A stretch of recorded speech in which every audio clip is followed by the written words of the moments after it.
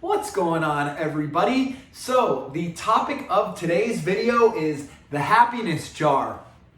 I want to talk to you guys about a little strategy that I was taught when I was in the midst of dealing with my divorce, the unexpected passing of my dog, and I was about as depressed comes.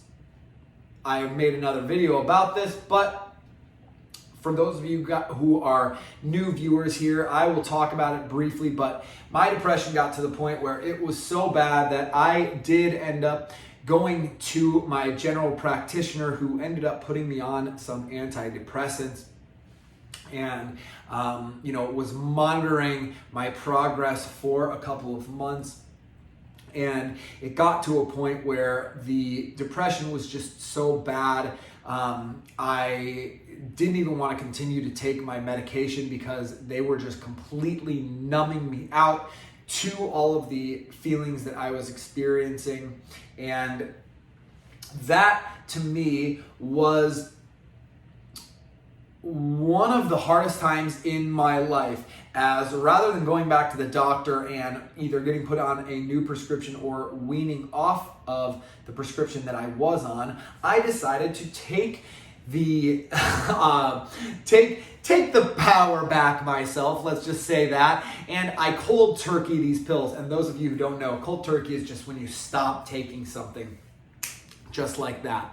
Now, that period, those 2 weeks after cold turkeying the antidepressants, was some of the darkest, actually it wasn't some of it was the darkest period in my entire life. I thought about I was contemplating suicide on a daily point during that period of my life. I was waking up just absolutely not wanting to get out of bed. I was dealing with crippling physical anxiety, so I felt like my chest was collapsing. I felt like I could barely breathe, and this had gone on for months.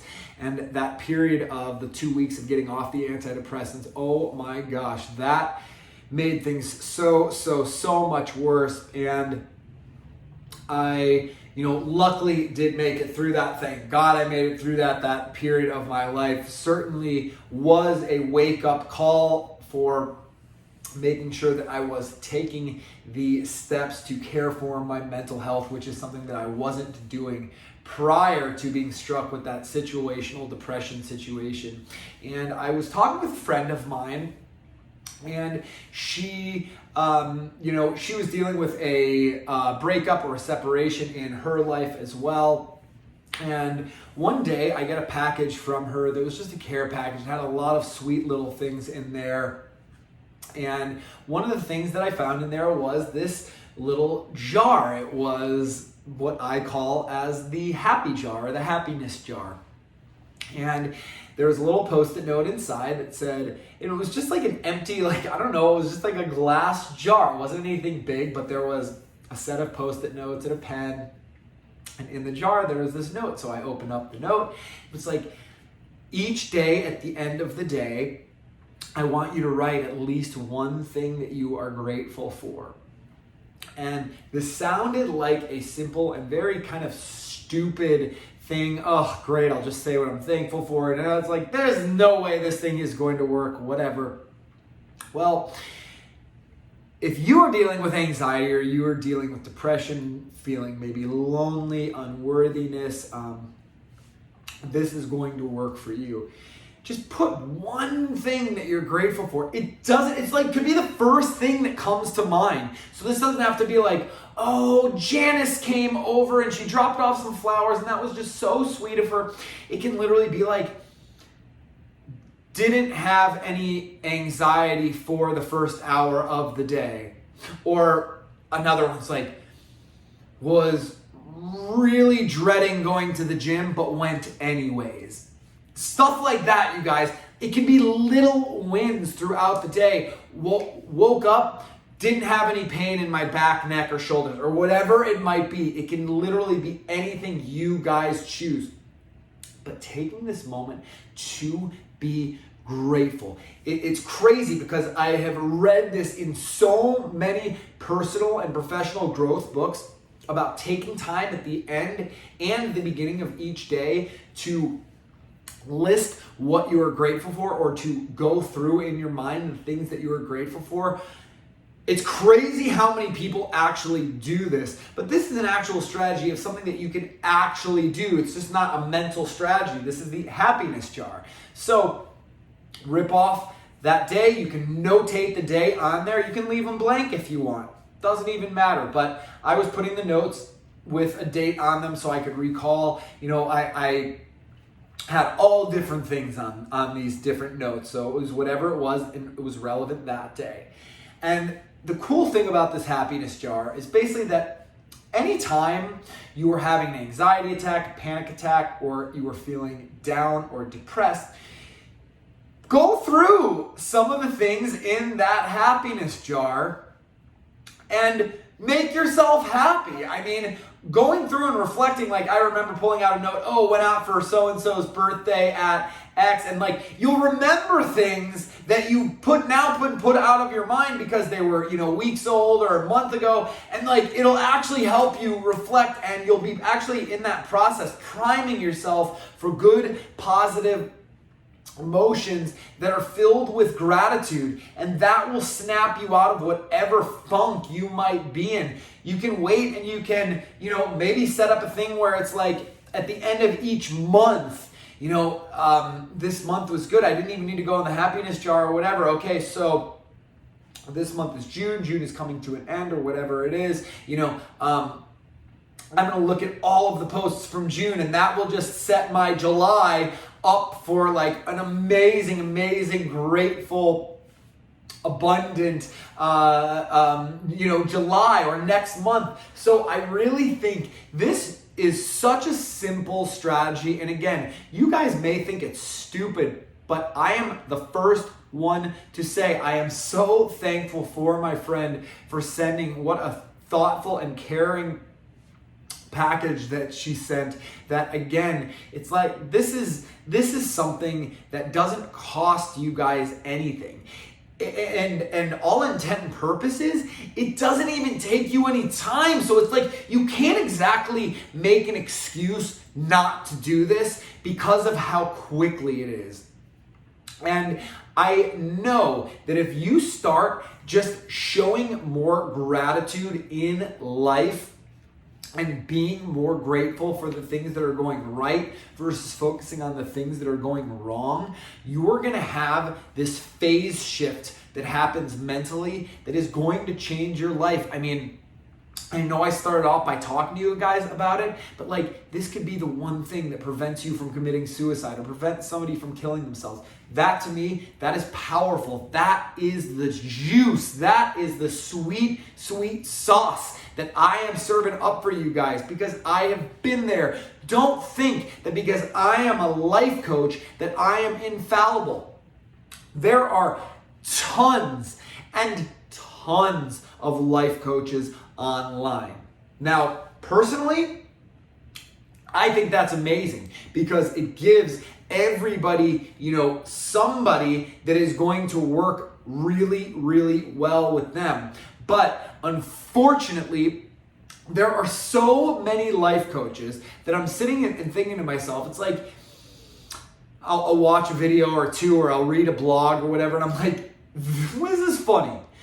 This person, you've never been through a real struggle in your life. You're just like reiterating things that you think sound good or like are inspirational or whatever, but you have never struggled. I can see it all over you. I see the way that you talk. I can see the way that you present yourself.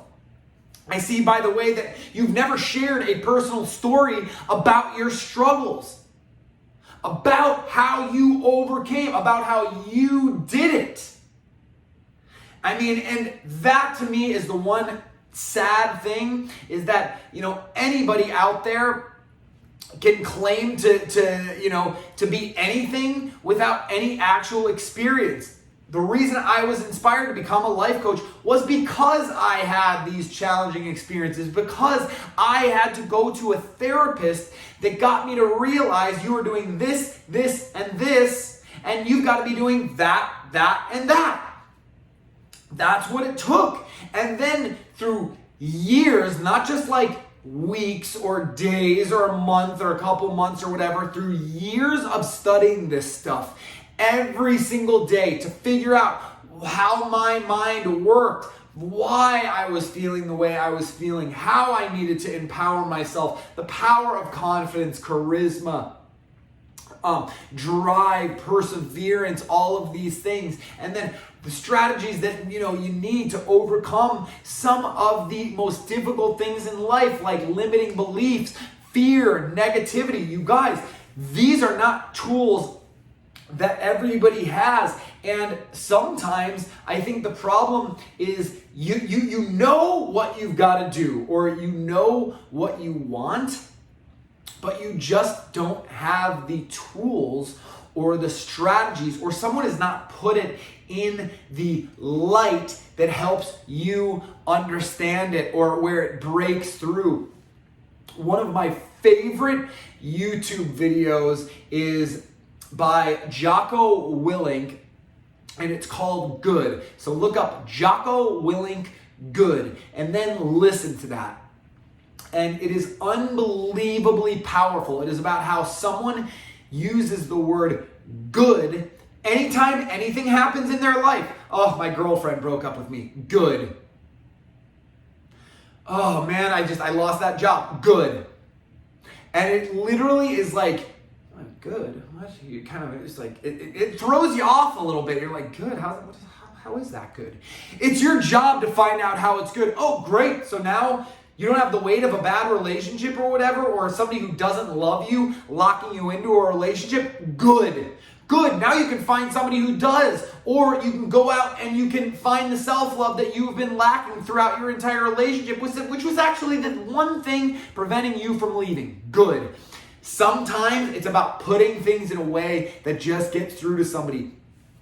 Saying it this way or saying it that way. Most people already know what they have to do. They just haven't had that source of inspiration, or that like flashbulb go off, be like, oh yeah, it is that. It is. Wait a second, it is that easy. It's as easy as saying good. Whoa, phase shift again. So things don't come easy in life. The greatest things do take work.